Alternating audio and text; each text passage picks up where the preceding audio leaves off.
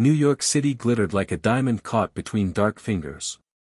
The Marshall family had spent decades crafting their empire, a dynasty soaked in money, tradition, and ruthless expectation. They ruled the city from their glass tower, a monolith of power built on boardroom wars and bloodless victories. Daniel Marshall, heir to the throne, had been groomed for greatness since the day he first gripped a golden rattle.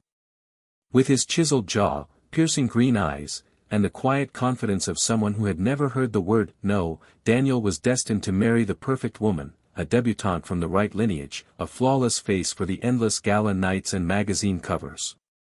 Everything was in its place. Everything was on schedule. Until her. She wasn't supposed to matter.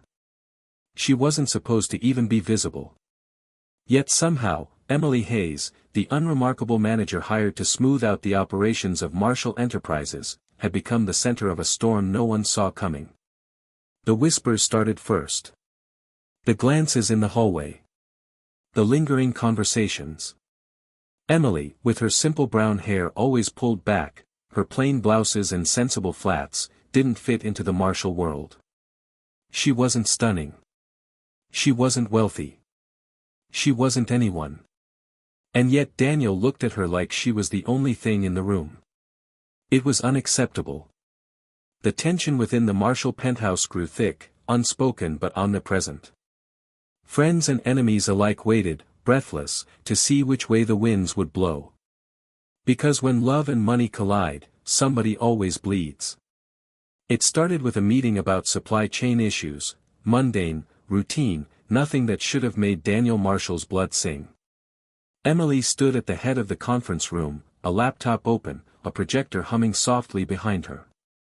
She wasn't wearing anything special, just a simple navy blazer and a skirt, but Daniel couldn't look away. She spoke clearly, her words crisp, her ideas smarter and sharper than anyone else in the room. It was the kind of brilliance you couldn't buy, polish, or fake.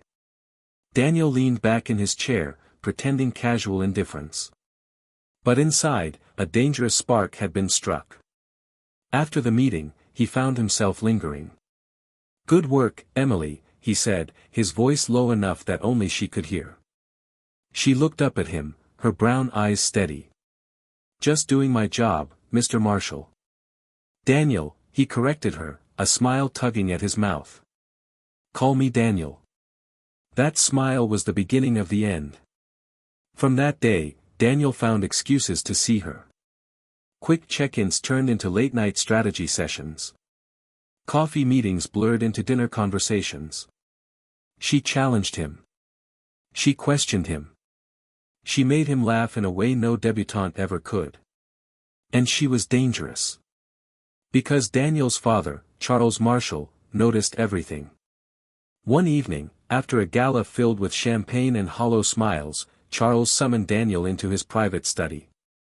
The walls lined with leather-bound books and the heavy oak desk between them felt more like a courtroom than a room in their home.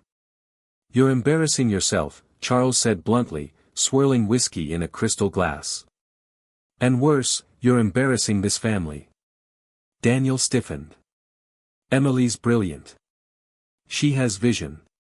She's a manager," Charles snapped, cutting him off. "A paid employee. You don't love her. You're just bored." Daniel's jaw clenched. "You don't get to tell me who I'm allowed to care about." "Care about," his father chuckled darkly, "you're a Marshall, you don't marry for love, you marry for legacy." Something inside Daniel cracked. "Then maybe," Daniel said quietly, dangerously, "I don't want to be a Marshall anymore." Charles set his glass down with a heavy thud, his eyes cold and calculating. "You'll regret that, boy." But Daniel was already turning away, his heart pounding with rage and resolve. He would choose Emily. Even if it meant burning everything else to the ground. Emily tried to ignore it, the flutter that started every time Daniel looked at her too long or smiled in that way that was just for her. It was stupid, reckless, impossible. She had a job to do and he had a life mapped out in marble and gold. She wasn't part of his future and she knew it. Still, sometimes late at night when she stayed behind to finish reports and he would show up with coffee and that infuriating easy charm, she caught herself wishing for something more. She hated herself a little for it. She knew Charles Marshall hated her, knew he would never allow someone like her to stain the perfect Marshall bloodline. It wasn't just anger she saw in the father's cold eyes when they crossed paths, it was something closer to disdain. Daniel felt it too. He started showing up more often, ignoring schedules, skipping dinners with carefully selected heiresses. Emily begged him silently not to be obvious, but Daniel never was good at hiding what he felt once he decided he wanted something. One night after a long day of meetings, Daniel leaned on her office doorframe, casual, too casual, his tie loose, his hair mussed from running his hand through it a dozen times. "Get out of town with me," he said. She blinked, her heart lurching. "What?" she whispered. "Just for a weekend," he said, "clear your head, clear mine." Emily laughed, but it was shaky. "Your father would love that." "Let him," Daniel said, his voice dropping low, rough. "I don't care anymore." That was the night it really started. They didn't leave immediately, not yet, they weren't ready, but the plan was born between them in that small quiet office under the flickering fluorescent lights while the rest of the world slept. And deep down Emily knew she was already lost. Even if it destroyed them both.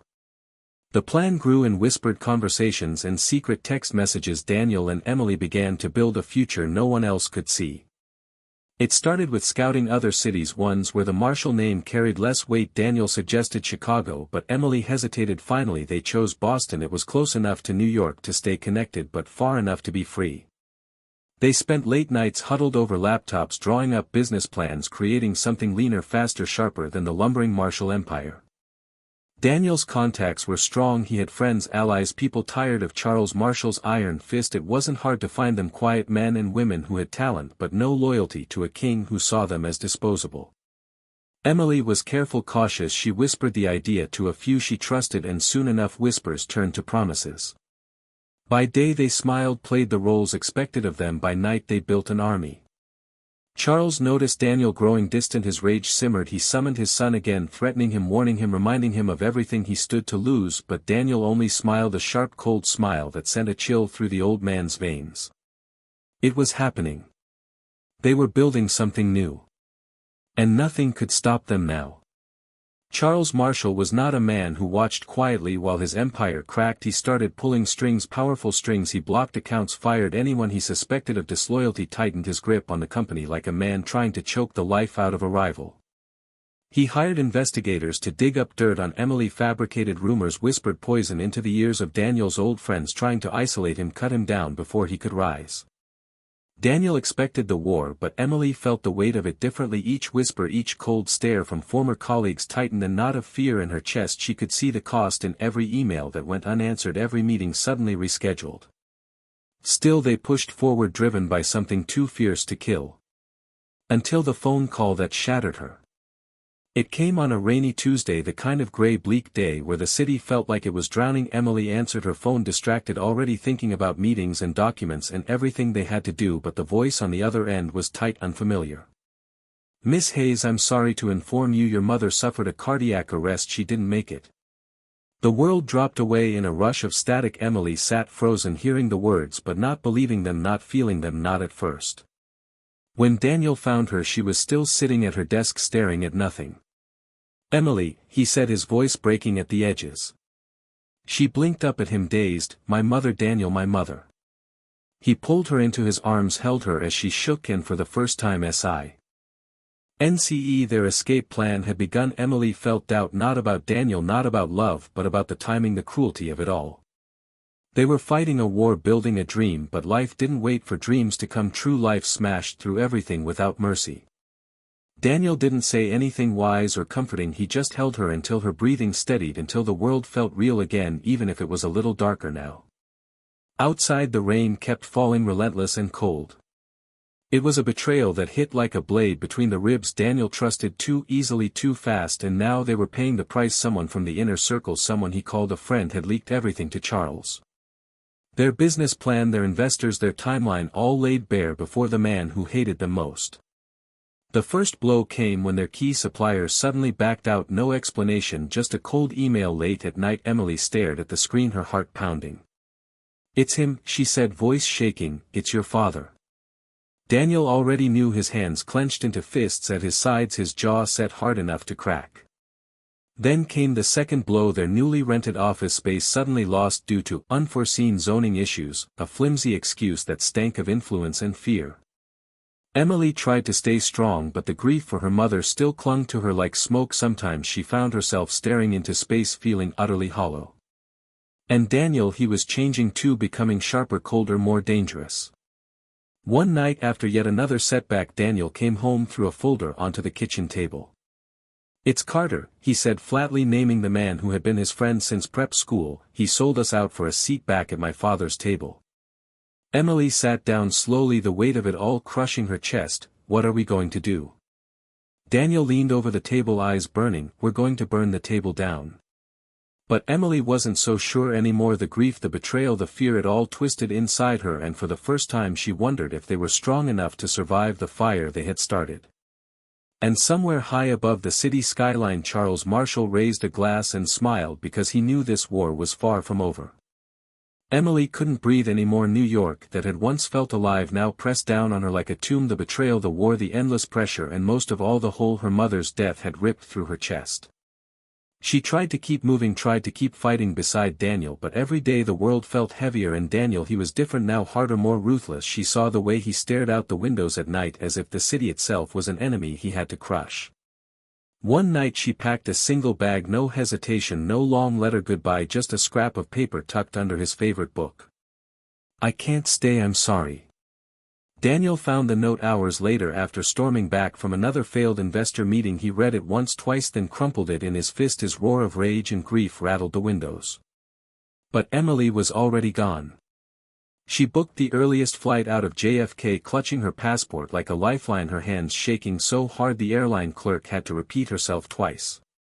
She chose Paris not because it was a dream, but because it was far, because it was quiet, because no one knew her name there. On the flight she stared blankly at the clouds, wondering if she had just made the biggest mistake of her life or saved herself from drowning.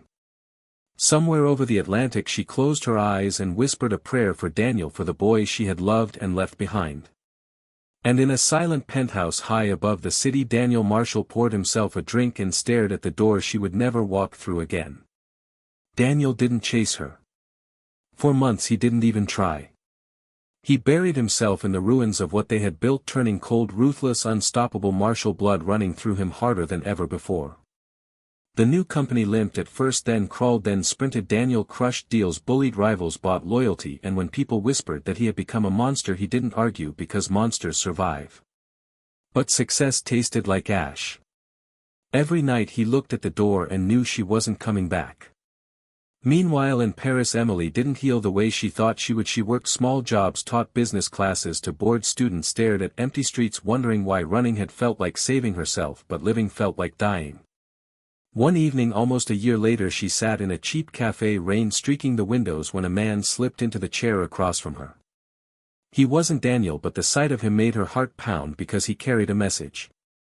"He said you would never forgive him," the man said, sliding a battered envelope across the table, "but he wanted you to have this anyway." Inside was no letter, no apology, just a simple piece of paper. A deed. Ownership papers for the company they had built together. Signed over to her completely. He had given it all to her.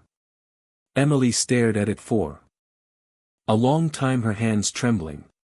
She could have cried, could have laughed, but instead she felt something break free inside her, something she hadn't realized had been chained all along. Without a word she stood, walked out into the rain, and let the water wash everything else away. Daniel Marshall stayed in New York, a king without a queen, a man who won the world and lost himself. Emily Hayes stayed in Paris, a woman who lost her heart but found her soul. And sometimes, when the rain fell just right, they both smiled without knowing why. Charles Marshall had not been idle while his son built something new. He watched and waited, gathering power the way a spider waits in the center of its web, patient and merciless. Daniel's company was strong, but it wasn't untouchable, not against the full weight of Marshall Enterprises. Charles whispered to old friends in high places, reminded them of old favors long owed, money moved under tables, lawyers made quiet threats, partnerships evaporated without warning.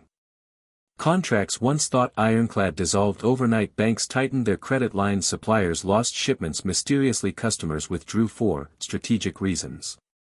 At first Daniel refused to believe it, then he tried to fight, but it was like wrestling a shadow. Every time he blocked one attack, two more slipped through. His staff grew restless, some left fearing the collapse, others stayed out of loyalty, but loyalty didn't pay salaries.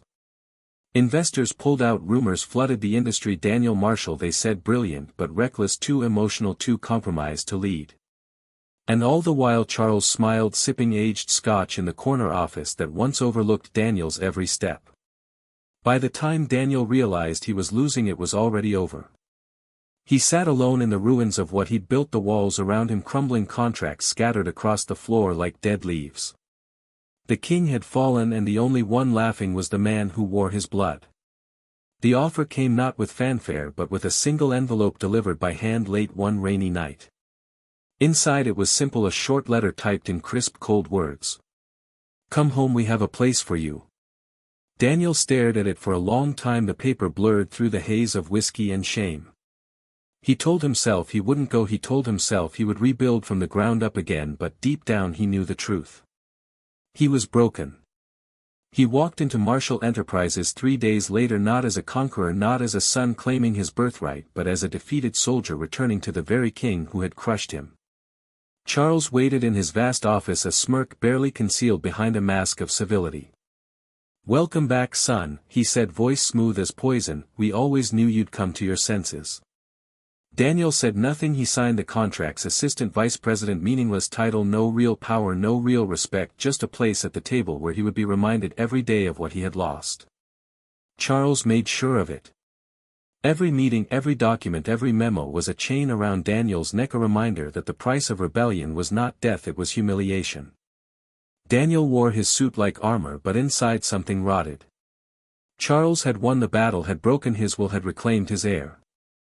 But deep within Daniel Marshall's hollow chest something else stirred, something patient, something dangerous, something that looked very much like hate.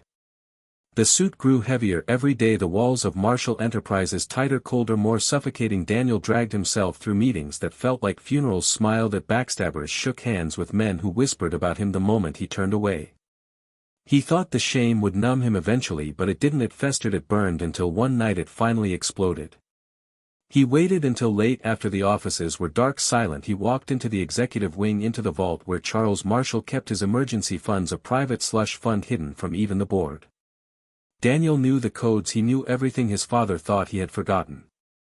He emptied it all, millions, not a penny left for Charles to gloat over. He left a simple handwritten note atop the empty safe. "I hate you." By the time Charles discovered the betrayal, Daniel was already gone. He fled the country with one of the few loyal friends he had left, a partner who had risked everything alongside him. They landed in Buenos Aires with nothing but stolen money and a second chance. No empire, no skyscrapers, just simple work, real work. They bartended, painted houses, taught English to tourists, anything that earned them enough to live. And somehow in that stripped-down life Daniel found dignity again. He met a woman, a local artist, with paint on her hands and fire in her heart. They married barefoot on a beach with no witnesses, no fanfare, just a promise whispered against the ocean wind. He was no longer a Marshall in the way his father had meant. He was something better. After the purchase, Emily and Noah stepped back into the freezing air. The galleries' golden glow now looked fake, brittle, like something that would shatter if touched. Emily clutched the receipt packet to her chest, feeling the weight of what had just happened. Noah hailed his driver, but as they waited, a woman with a microphone and a cameraman approached quickly, flashing a badge from a local news station. "Excuse me, are you the ones involved in the incident at Sterling Art Gallery?" she asked, breathless, excited. Emily froze. Noah leaned down, whispering, "Your call, Em." For a second she wanted to run, but the fire inside her refused. She stepped forward. "Yes, that was us," she said clearly. The reporter's eyes gleamed with interest. "Would you be willing to comment?" Noah stepped back, letting Emily have the spotlight. "We came to appreciate art," she said, "and were treated like criminals because we didn't look the part today. We showed them that dignity isn't something you can judge by appearance." Later in the car, Noah laughed low in his chest. "Natural-born leader," he said, grinning. Emily shook her head, smiling despite herself. Back at Noah's office, he pulled up social media feeds, already buzzing. Clips of Emily's statement spreading. The hashtag BrightSide was trending. Noah leaned back, hands behind his head, the way he always did when he was pleased with chaos. "I have an idea, Em," he said. "You're going to start something that will make the gallery incident a footnote." He pulled up a presentation, a logo with bold colorful strokes forming a rising sun. BrightSide Collective. Emily stared at it, her heart pounding. "Artists of all kinds," he said. "Misfits, outsiders, dreamers, people like you and me, real talent with no gatekeepers." She hesitated, thinking about her tiny apartment, the overdue bills, the way people still looked through her like she was invisible. Then she remembered the smirks, the false accusation, the laughter, and she knew she couldn't go back to small. "Let's do it," she said. Noah grinned. "I already bought the domain name," he said, tossing her a laptop. "Let's start a revolution." And in the soft glow of a cold city night, Emily Carter's real journey finally began. The next morning Emily woke up with a mind spinning between terror and excitement. She sat at the scratched kitchen table, laptop open, staring at a blank page that should be the start of something new. BrightSide Collective needed to be more than an idea, it needed to be a movement. She sipped cheap coffee and wrote draft after draft, slogans, missions, visions, but nothing felt right. A knock at the door startled her. She opened it to find a courier with an envelope inside, a check from Noah, enough to cover a year's rent and the first 6 months of a small office space. "Use it wisely," the note said. "No pressure, but the world is watching." Emily laughed aloud, a sharp, startled sound. She rented a tiny shared workspace that afternoon, a gray room with flickering lights and peeling paint, but to her it looked like a palace. She spent nights there, building BrightSide's first online platform, a place where overlooked artists could submit work free of charge, where their creations would be judged by their vision, not their bank accounts. At first it was slow, a few submissions from hopeful painters and sculptors, then a flood once word spread on social media. Then something unexpected happened. A famous art critic publicly mocked BrightSide, calling it a charity for rejects. Emily's stomach dropped reading the brutal article, but Noah's call came minutes later. "Ignore it," he said, "or better yet, invite him to your first show. Let him see what he doesn't understand." Emily sent the invitation without expecting an answer. Weeks later, at BrightSide's first pop-up gallery in an abandoned bookstore, the critic arrived unannounced with a television crew in tow. Emily's heart pounded, but she held her ground. She welcomed him inside, showed him every piece, smiled at every cruel question. And then the miracle: the critic's assistant, young, awkward, overwhelmed, stopped in front of a painting by a deaf teenage artist and burst into tears. The cameras caught everything. The next day, instead of a scathing review, the headline read, "Raw, unfiltered, real. BrightSide Collective reminds us what art was meant to be." Emily sat at her little desk surrounded by chaos and coffee cups and cried until she laughed. BrightSide wasn't just alive, it was roaring. With every success came more pressure. Media requests flooded her inbox. Brands reached out wanting partnerships. Influencers wanted to collaborate. Emily started every morning with interviews and ended every night buried in submissions from around the world. But not all attention was welcome. Someone created a fake account using BrightSide's name, promising exposure in exchange for money. Dozens of young artists were scammed before Emily's team found out. Emily felt the weight of it like a brick to the chest. She took the blame, publicly issued refunds even though it wasn't her fault. She posted a video with no makeup, no script, just truth. "I'm still learning," she said. "I promise I'll protect you better next time." Her honesty sparked more trust, but behind the scenes things were shaking. Noah warned her about overwork, about burnout, but she didn't slow down. She couldn't.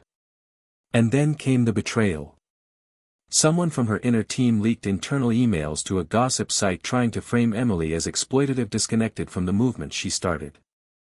Emily sat on the floor of her office staring at the headlines, her ears ringing. She had trusted that person, hired them personally, welcomed them into her vision. Noah walked in and found her like that, in silence. He sat beside her for a long time. "We fix it," he finally said, "and if we can't, we rebuild." She nodded slowly, no tears, just fire. She wrote a post called "Truth Over Polish," outlining every mistake, every lesson, and every promise she still believed in.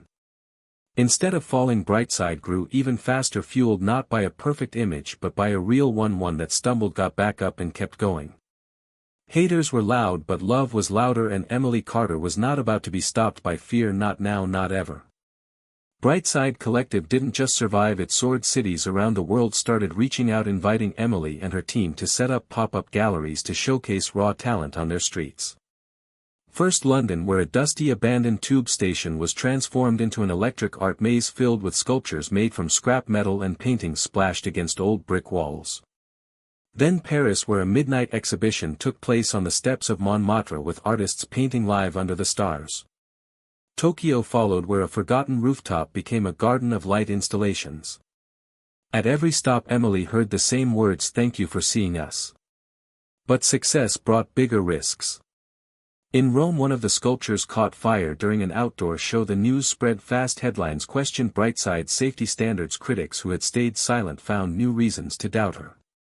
Noah called immediately damage control, he said, but Emily refused to hide. She stood in front of the media, took responsibility, and announced a new initiative to support young artists in creating safer public displays. She turned an accident into a new wave of support. Still, the pace wore her down. Red-eye flights, hotel rooms that blurred together, speeches, shows, meetings, contracts, interviews. Sometimes she stared out windows wondering if she had traded one kind of invisibility for another. Then came an invitation to speak at a global summit on art and social change, a panel filled with world-famous artists, gallery owners, and cultural leaders. Emily almost said no, thinking she wasn't ready. But Noah's text came at the right moment. "You're not ready, you're necessary." So she went.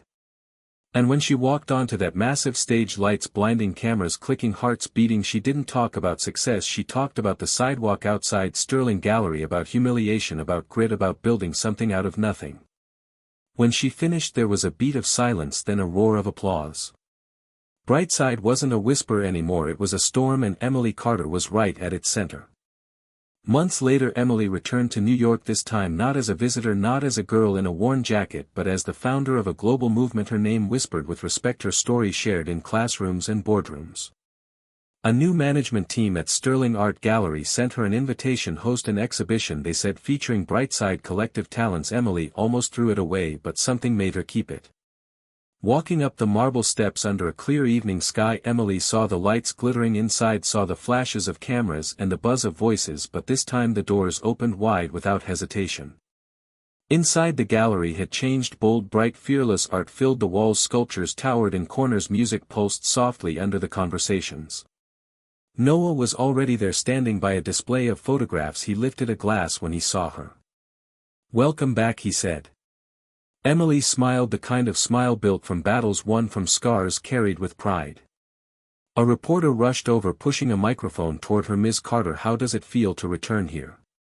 Emily glanced around at the colors, the noise, the artists laughing and sharing their stories. "It feels right," she said, "because the future doesn't wait for permission." A ripple of cheers moved through the crowd. Suddenly a small girl, maybe 10 years old, tugged at Emily's sleeve, holding out a sketchbook filled with wild, beautiful drawings. "I want to be like you," the girl said shyly. Emily knelt down, meeting her eyes. "You're going to be better," she said, and meant it. Later, as she stood by the window watching the city glow, Emily Carter realized the most important victory wasn't that she had changed a gallery or launched a movement. It was that she had made room for dreams bigger than hers. And she was just getting started.